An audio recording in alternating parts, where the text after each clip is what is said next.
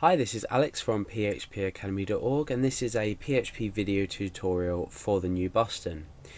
In this video tutorial we're going to be using GD, which is an image library based in PHP, and we're going to be watermarking a specific image. We're going to be loading in a watermark which we are going to use to place on an image. We're going to then load in an image, a slightly bigger sort of photo based image, and then we're going to be watermarking it in the bottom right hand corner. So you've probably seen watermarking before on various different websites. If you were to upload an image, it may watermark it. If you haven't seen watermarking, then I'm going to do a quick demonstration of the effect that we want to achieve by the end of this tutorial, and then we're going to look at each individual file, then we're going to look at it as a whole. So let's first of all look at the watermark that I'm going to be using. It's a file in this folder called logo.php, so I'm working with files all in the same folder, and the logo is just here. Okay, so it's just a standard logo, and it's of type PNG. Now the image I'm going to be watermarking this logo onto is phone.jpg, so let's take a look at that. You can see it's just literally an image of a phone. What we want to achieve is we want to watermark the image into this bottom right hand corner just here, and we're going to have a position of 10 from here, 10 pixels from here and 10 pixels from here, and we're going to set the transparency of this watermark to 20%. So we've got a value ranging from 1 to 100, obviously a percentage. We're going to go for 20%. So let's have a look at the index file, which is calling this file called generate.php here, and it looks something like source equals phone.jpg. In fact, I'll run it in generate.php, but we can also run it from the index.php file because we've created an image with this URL in. So let's click on here. Now both the images that I just showed you have now been combined to create this image, and you can see that we've got the logo that I showed you a moment ago watermarked onto here. We've got a distance of 10 pixels here and 10 pixels here, and it has a transparency of 20%. So we've also got this inside our index.php file.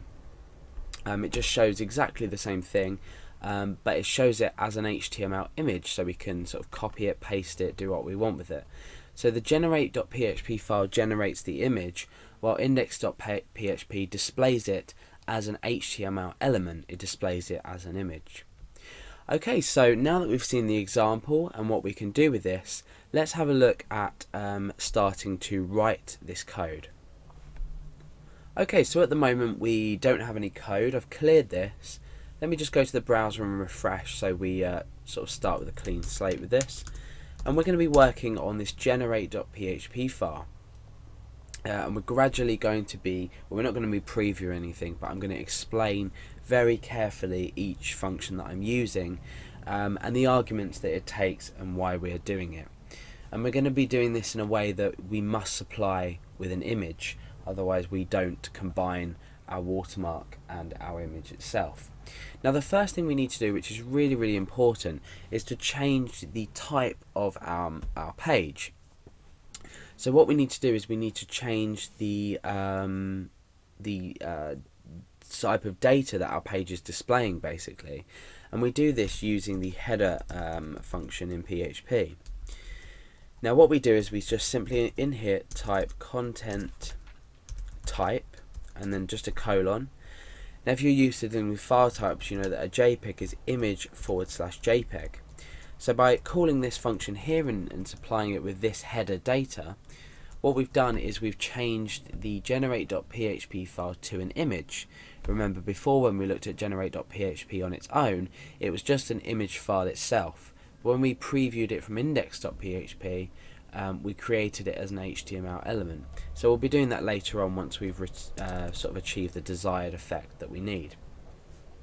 Okay, so the next thing to do is take in a parameter, and we want to take in some information from the user, and this is in get format. So what we want to do is we want to first of all check if a get variable has been submitted, and this is going to be equal to source. If it has been submitted, all of our code is going to go in here because we need to supply a source, being the picture of the phone that I showed earlier. That's the source. So I'm just going to put this into a new variable to make everything a lot simpler later on. We don't want to having to keep referencing this. Now we can just reference source itself. So let's just echo that out to make sure that everything works and to make sure you guys understand why I'm doing it. So let's refresh the page. Okay, so I'm going to now say source equals phone.jpg. I'm going to press enter and nope, nothing happening. Okay, sorry, yeah, because I've changed the header content type, we're looking at an image, so I've just commented that out so we can preview this as plain text. So you can see that now we're taking in this parameter here. This can also be, you know, like ... you can do whatever you want with it. It's just going to be the location that our original JPEG file is at. So let's unecho that and uncomment that. Okay, so the next thing we need to do is load our watermark into the program so we can use it a bit later. And we also need to get the height and width values of our watermark. And the reason for this is we need it later in the image copy merge function. What the image copy merge function is going to do is it's going to merge our watermark into our actual main image, the one that we're specifying in source. But before we position it correctly, we need to work out how large it is before we put it in with the correct values and make sure it looks okay.